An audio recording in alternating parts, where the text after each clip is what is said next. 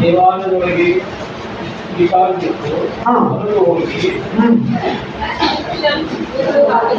ಹೊರಟು ಹೋಗಿ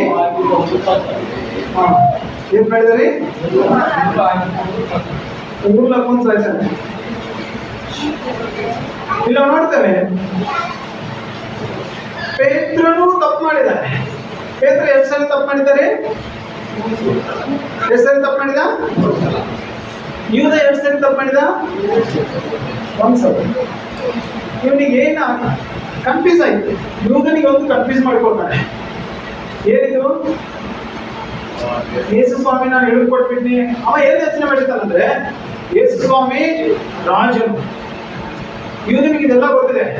ಯೇಸು ಸ್ವಾಮಿ ರಾಜನು, ಒಬ್ಬನೇ ದೇವರು.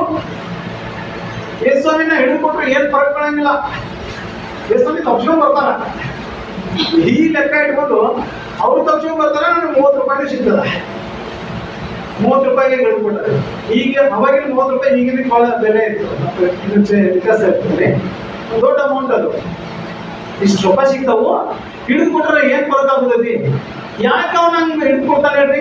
ಅವನಿಗೆ ಯೋಚನೆ ಏನಿರ್ತದಂದ್ರೆ, ಯೇಸು ಸ್ವಾಮಿನ ಕಲಿಸಲು ಕೊಲ್ಲಕ್ಕೆ ಬಂದಾಗ ಯೇಸು ಸ್ವಾಮಿ ಏನ್ ಮಾಡ್ತಾರೆ? ತಪ್ಸ್ಕೊಂಡು ಹೋಗ್ತಾರೆ. ಅಲ್ಲಿ ಮಾಯವಾದ್ರೆ ಯೇಸು ಸ್ವಾಮಿ ಏನ್ ಮಾಡಿದ್ರು? ತಪ್ಸ್ಕೊಂಡು ಹೋದ್ರು ಅಂತ ಬರ್ದಿದೆ. ಇದನ್ನೆಲ್ಲ ನೋಡಿರ್ತಾನೆ. ನೋಡಿ ನಾ ಹಿಡಿದುಕೊಂಡ್ರು ಏನ್ ಫರಕ್ ಬೀಳಂಗಿಲ್ಲ ಅಂತ ಹಿಡಿದುಕೊಡ್ತಾನೆ. ಅದಾದ್ಮೇಲೆ ಯೇಸು ಸ್ವಾಮಿ ಶಿಲುಬೆ ಮರಣ ಶಿಕ್ಷೆ ಪ್ರಕಟ ಆಯ್ತು ಅಂತ ಹೇಳಿ ಗೊತ್ತಾದ್ಮೇಲೆ ಅವನೇನ್ ಮಾಡ್ತಾನೆ? ಅಯ್ಯೋ, ನಮ್ ಗುರುವನ್ನ ನಾನು ಹಿಡಿದುಕೊಟ್ಟಿನಿ, ತಪ್ಸ್ಕೊಂಡ್ ಬರ್ತಾರಂತ ಮಾಡಿದ್ವಿ, ನಾವು ಸಪೋರ್ಟ್ ಬಿಟ್ಟರಲ್ಲ, ತಪ್ಪು ಮಾಡಿದ್ವಿ ಅಂತ ಮನವರಿಕೆ ಆಗ್ತದೆ. ಆದ್ರೆ ಅದನ್ನ ಏನ್ ಮಾಡ್ತಾನೆ? ಕೂಡ್ಲು ಹಾಕೊಂಡು ದೇವ್ರ ವಾಕ್ಯದಲ್ಲಿದೆ, ಕೊಲೆ ಮಾಡಬಾರ್ದು. ಕೊಲೆ ಬೇರೆಯವ್ರನ್ನು ಮಾಡಬಾರ್ದು, ನಮ್ಮನ್ನು ನಾವು ಕೊಲೆ ಮಾಡಬಾರ್ದು. ಆದುದರಿಂದ ಈತನು ದೇವರ ಸಾನ್ನಿಧ್ಯವನ್ನು ಸಂಪೂರ್ಣವಾಗಿ ತಪ್ಪಿಸಿಕೊಂಡು ಅಂತೇಳಿ ಸತ್ಯವೇದ ಶಾಸ್ತ್ರಜ್ಞರನ್ನ ಹೇಳ್ತಾರೆ. ಇದಾದ್ಮೇಲೆ